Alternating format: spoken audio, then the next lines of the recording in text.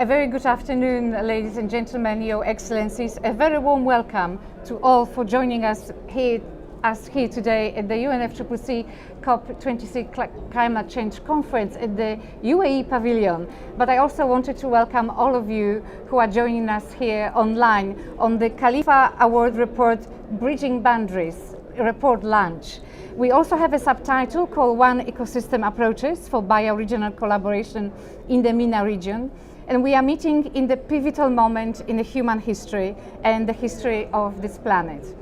COP26 opening statements from the UNFCCC Secretariat, the IPCC, the World Leader Summits could not be more explicit how serious the situation is. The Prime Minister of Barbados mentioned that 2-degree warming is a death sentence for the people of Barbados and small islands, whereas the IPCC report mentioned that the MENA region would see increase of temperature up to 8 degrees Celsius. We are here today to discuss nature-based solutions on Nature Day itself, and in particular we would like to focus on date palm and date palm oasis ecosystems. So it's a pleasure to introduce a panel and the speakers of today. We're going to have a video link and a recorded message from Professor Dr. Abdulwahab Zaid, who is an agricultural advisor to the United Arab Emirates Minister of Presidential Affairs.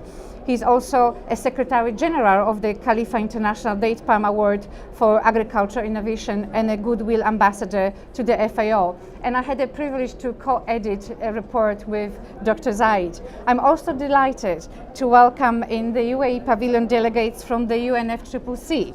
We have Ms. Karina Larsen, who is a Global Operations and Knowledge Manager at the Climate Technology Center Network CTCN, which is a part of technology mechanism under the convention, and I'm sure we're going to learn more about it. A warm welcome to Dr. Paul De Sanke, who is a manager from the Adaptation Division of the UNFCCC Secretariat. We also honored to have Dr. Joseph Nassif contribution to the report, who is a director of the adaptation program. And on the other side of the panel, a warmest welcome to my colleagues from the Khalifa International Date Palm Award Agricultural Innovation, who came all the way from Abu Dhabi, Ms. Sarah Mohammed Ismail Nasser, who is a project coordinator, and engineer Imad Samad, who is media coordinator. So without further ado, I would like to offer the screen to Dr. Abdulwahab Zaid for the short video introduction.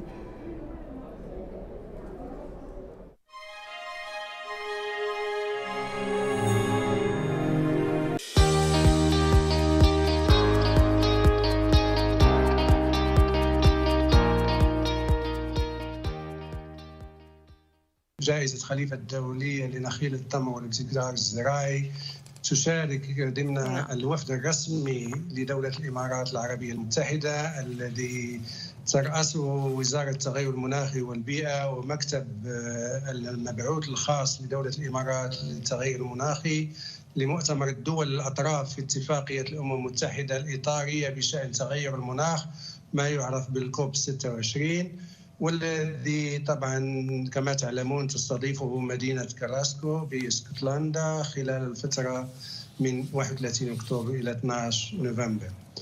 وتأتي مشاركة الجائزة في قمة العمل المناخي بناء على توجيهات معالي الشيخ نهيان مبارك آل نهيان وزير التسامح والتعايش رئيس مجلس أمناء الجائزة، وذلك حرصا من معاليه على تلبية رؤية القيادة الرشيدة فيما يتعلق بالتغير المناخي عبر نقل المعرفة العلمية المستجدة في هذا المجال وتمكين العاملين في قطاع زراعة النخيل وإنتاج التمور، وذلك وفق أفضل الممارسات الدولية من خلال مواكبة هذا الحدث العالمي، وذلك لما لشجرة نخيل التمر من أهمية ودور يمكن أن تلعبه في التقليل من الآثار السلبية للتغير المناخي من خلال امتصاص وتخزين غاز ثاني أكسيد الكربون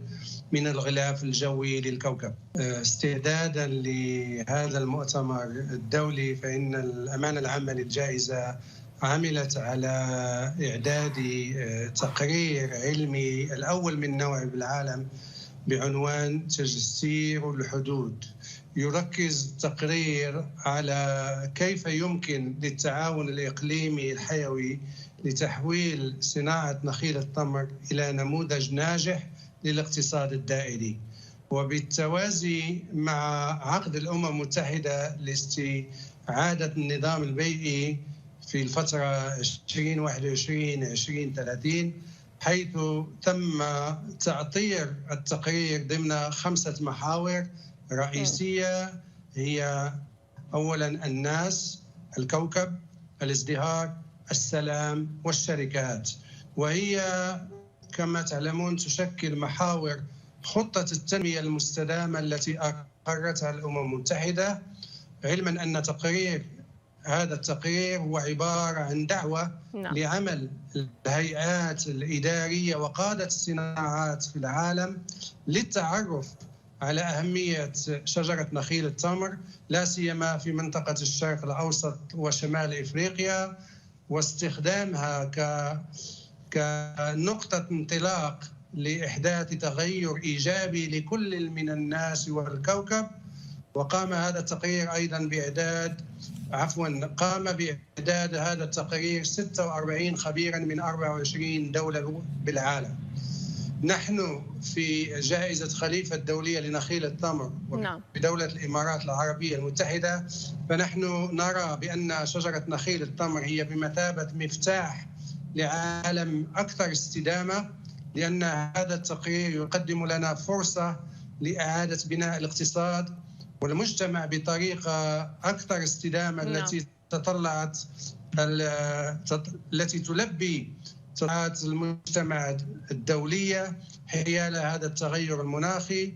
والتقرير أيضا هو أكثر من مجرد بصيص من الأمل، خصوصا إذا عرفنا بأن كل شجرة نخيل التمر تمتص 200 كيلو جرام من CO2 بالسنة، وبالتالي فهي تلعب دورا إيجابيا في معادلة التغير المناخي.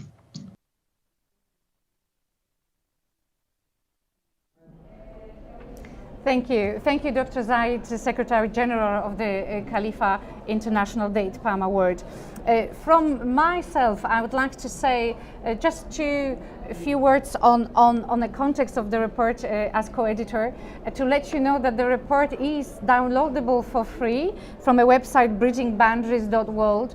And for today's discussions, I wanted to bring topics on bioregional collaboration, which is bioregional aspect of nature of 20 MENA region countries that share similar climate zone, similar natural resources, and similar cultural characteristics. That's one aspect of it. And another one is an issue of low and tech, low technologies and high technologies, how we could connect traditional technologies, for example, with more contemporary technologies for new jobs and more sustainable models. We have 46 contributors from 21 countries. I'm really proud that we managed to attract also 3 Rio conventions. So apart from the UNFCCC, we have contributions from Secretary Generals of CBD and UNCCD as well.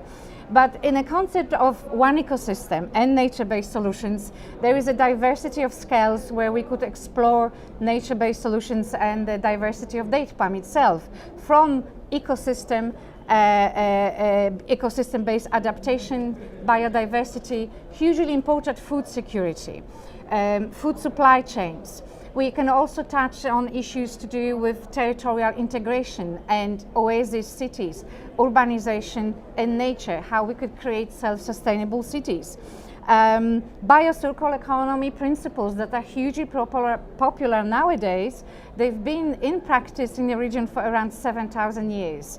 Adaptation of technology. So in other words, there is an entire macrocosm of possible nature-based solutions through date palm ecosystems, and to discuss possible mechanism for implementation at the global scale, I would like to give the floor to Dr. Paul de Sanke, who is a manager responsible subdivision at the adaptation division of UNFCCC, to tell us something about national adaptation plans. So Dr. de Sanke, the floor is yours. Thank you very much, and thanks for the opportunity to be here. The convention has a financial mechanism that supports countries to prepare national adaptation plans in a very locally driven manner, taking into account the local situations in the countries. Ecosystem obviously underpin a lot that happens in a country, and ecosystems do not restrict themselves to national boundaries. So in that sense, water underground, water on the surface, and ecosystems on the surface as well are common across regions, and the MENA region is an example of where the climate is quite similar and the ecosystem similar. So it does warrant a lot of regional collaboration in terms of projects and activities to implement that. So we have funding under the Green Climate Fund where countries can access money to prepare these plans and then develop projects to implement priorities that they have identified. Very nice, thank you very much. That's hugely interesting. And another aspect that is really relevant for date palm cultivation is technology. Thought about in the broadest possible way, technology in the context of agriculture, technology in the context of technology transfer, and we're really delighted to have with us Ms. Carina Larsen from CTCN. We would like to hear a few words from you on technology mechanism and the opportunities that the CTCN framework can offer for the bioregional collaboration. Please, the floor is yours. I'm happy to have this opportunity today, and the Climate Technology Center and Network, as you mentioned before, is part of the UN Framework Convention on Climate Change's technology mechanism. So we work in alignment with the financial mechanism at the same time. And we were created through the COP negotiations in order to provide both access to technologies and knowledge about technologies to developing countries. And we serve across a broad range of sectors, both adaptation, so everything from water, agriculture, ecosystem restoration, disaster preparedness, to a broad array of mitigation areas such as energy, of course, but industry, transport, buildings, waste, those kinds of things. And the way that we're able to deliver services across such a broad spectrum is through mobilizing a global network of over 650 companies, research centers, financial institutions around the world. And so we're able to bring these resources together and provide both technical assistance, capacity building, and knowledge sharing activities to countries. And requests can come to us from the local level, from organizations, all the way up to the national level of governments. And so in this way, we really try to be responsive to countries' needs, and especially in alignment with their technology needs assessments, but also their NDCs, of course. Thank you very much. So this is really interesting to have examples of global cooperation and global mechanisms that the MENA region countries could connect to for further implementation of their own national plans through bioregional collaboration. I would like to now give a floor to the Khalifa International Date Palm Award for Agricultural Innovation, because this is a regional body that in a wonderful way connects best practices on date palm and date palm technologies throughout the region, and I think its role is hugely important. So I want to give a floor to Ms. Sarah Mohammed Ismaili Nasir, and the floor is yours. Yeah. Thank you so much for the great introduction. So Khalifa International Award for Date Palm and Agriculture Innovation is based in Abu Dhabi, United Arab Emirates, where it emphasizes the leadership of the UAE in the agriculture and date palm sectors, and its importance in this area and at the global level, as well as contributing to the motivation of experts, scientists, researchers, and farmers to innovate for development of agriculture sector, which in return contributes to providing solutions and means to meet the world's food needs.